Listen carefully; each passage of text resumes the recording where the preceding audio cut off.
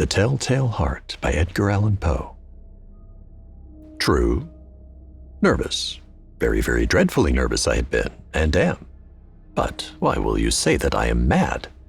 The disease had sharpened my senses, not destroyed, not dulled them. Above all was the sense of hearing acute. I heard all things in the heaven and in the earth. I heard many things in hell. How then am I mad? Hearken and observe how healthily, how calmly I can tell you the whole story. It is impossible to say how first the idea entered my brain, but once conceived, it haunted me day and night. Object? There was none. Passion? There was none. I loved the old man. He had never wronged me. He had never given me insult. For his gold I had no desire. I think it was his eye. Yes, it was this. He had the eye of a vulture, a pale blue eye with a film over it. Whenever it fell upon me, my blood ran cold, and so by degrees, very gradually, I made up my mind to take the life of the old man, and thus rid myself of the eye forever. Now this is the point. You fancy me mad. Madmen know nothing.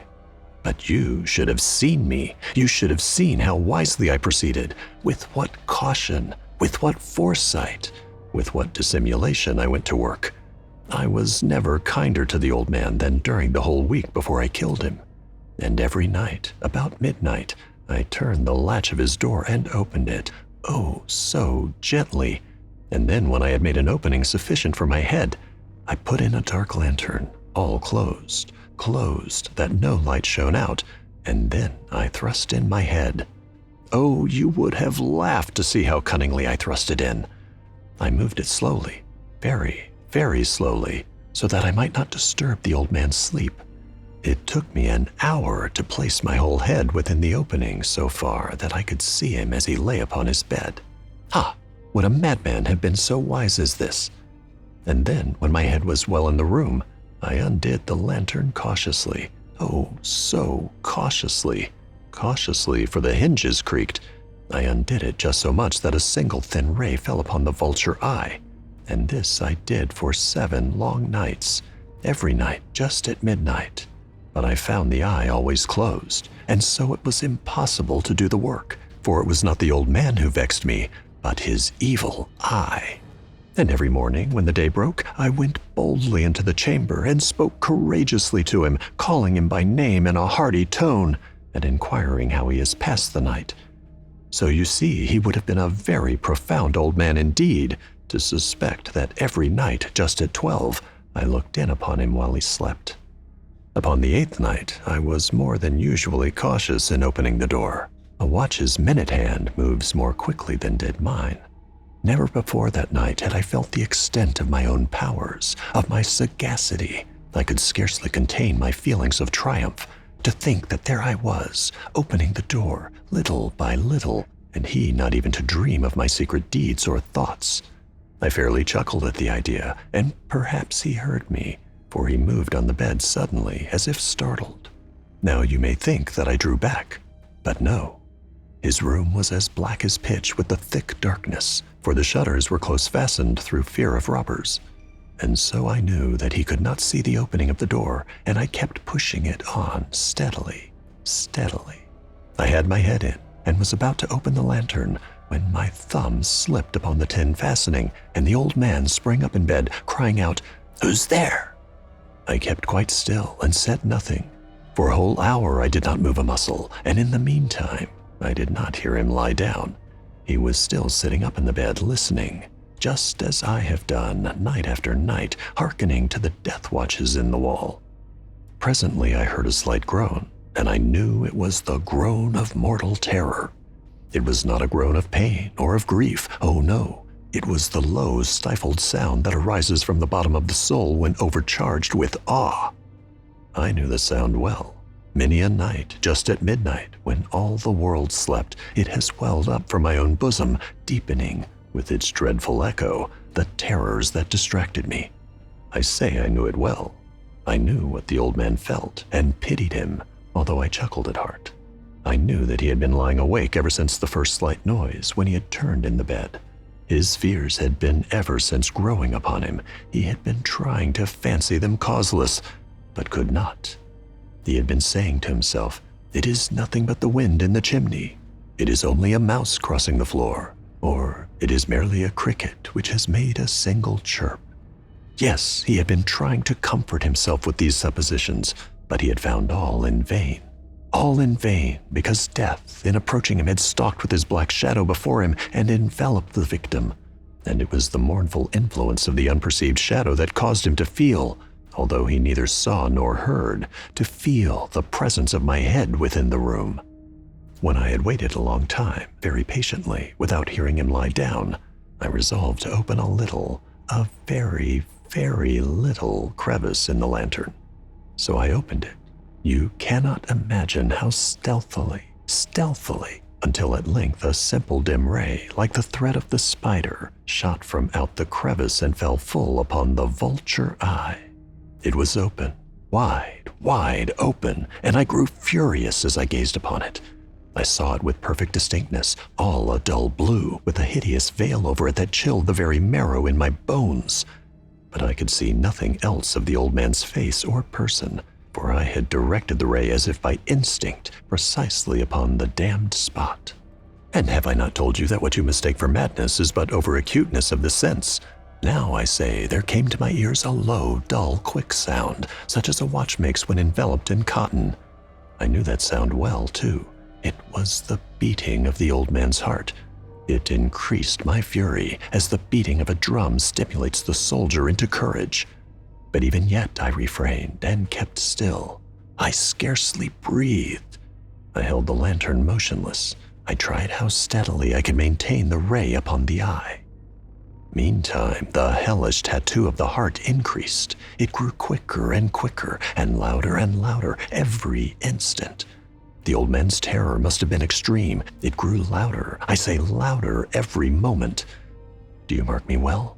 I have told you that I am nervous, so I am. And now at the dead hour of the night, amid the dreadful silence of that old house, so strange a noise as this excited me to uncontrollable terror. Yet for some minutes longer I refrained and stood still. But the beating grew louder. I thought the heart must burst. And now a new anxiety seized me. The sound would be heard by a neighbor. The old man's hour had come. With a loud yell, I threw open the lantern and leaped into the room. He shrieked once only. In an instant, I dragged him to the floor and pulled the heavy bed over him. I then smiled gaily to find the deed so far done. But for many minutes, the heart beat on with a muffled sound. This, however, did not vex me. It would not be heard through the wall. At length it ceased. The old man was dead. I removed the bed and examined the corpse. Yes, he was stone dead. I placed my hand upon the heart and held it there many minutes. There was no pulsation. He was stone dead. His eye would trouble me no more. If still you think me mad, you will think so no longer when I describe the wise precautions I took for the concealment of the body. The night waned, and I worked hastily, but in silence. First of all, I dismembered the corpse. I cut off the head and the arms and the legs. I then took up 3 planks from the flooring of the chamber and deposited all between the scantlings. I then replaced the boards so cleverly, so cunningly that no human eye, not even his, could have detected anything wrong. There was nothing to wash out, no stain of any kind, no blood spot whatever. I had been too wary for that. A tub had caught all, ha! When I had made an end of these labors, it was 4 o'clock, still dark as midnight. As the bell sounded the hour, there came a knocking at the street door. I went down to open it with a light heart, for what had I now to fear? There entered 3 men who introduced themselves with perfect suavity as officers of the police. A shriek had been heard by a neighbor during the night. Suspicion of foul play had been aroused. Information had been lodged at the police office, and they, the officers, had been deputed to search the premises. I smiled, for what had I to fear? I bade the gentleman welcome. The shriek, I said, was my own in a dream. The old man, I mentioned, was absent in the country. I took my visitors all over the house. I bade them search well. I led them at length to his chamber. I showed them his treasures, secure, undisturbed. In the enthusiasm of my confidence, I brought chairs into the room and desired them here to rest from their fatigues, while I myself, in the wild audacity of my perfect triumph, placed my own seat upon the very spot beneath which reposed the corpse of the victim. The officers were satisfied. My manner had convinced them. I was singularly at ease. They sat, and while I answered cheerily, they chatted of familiar things. But ere long, I felt myself getting pale and wished them gone. My head ached, and I fancied a ringing in my ears. But still they sat and still chatted. The ringing became more distinct.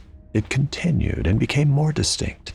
I talked more freely to get rid of the feeling, but it continued and gained definiteness until at length I found that the noise was not within my ears. No doubt I now grew very pale, but I talked more fluently and with a heightened voice. Yet the sound increased, and what could I do? It was a low, dull, quick sound, much such a sound as a watch makes when enveloped in cotton. I gasped for breath, and yet the officers heard it not. I talked more quickly, more vehemently, but the noise steadily increased. I arose and argued about trifles in a high key and with violent gesticulations, but the noise steadily increased. Why would they not be gone? I paced the floor to and fro with heavy strides, as if excited to fury by the observations of the men, but the noise steadily increased. Oh God, what could I do? I foamed, I raved, I swore. I swung the chair upon which I had been sitting and grated it upon the boards, but the noise arose over all and continually increased. It grew louder, louder, louder, and still the men chatted pleasantly and smiled. Was it possible they heard not? Almighty God, no, no, they heard, they suspected, they knew. They were making a mockery of my horror. This I thought, and this I think. But anything was better than this agony. Anything was more tolerable than this derision. I could bear those hypocritical smiles no longer. I felt that I must scream or die. And now, again, hark! Louder, louder, louder, louder!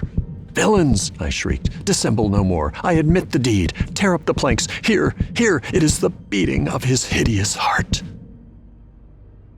This has been The Telltale Heart by Edgar Allan Poe. Performance copyright 2022 by Library Ladder Media.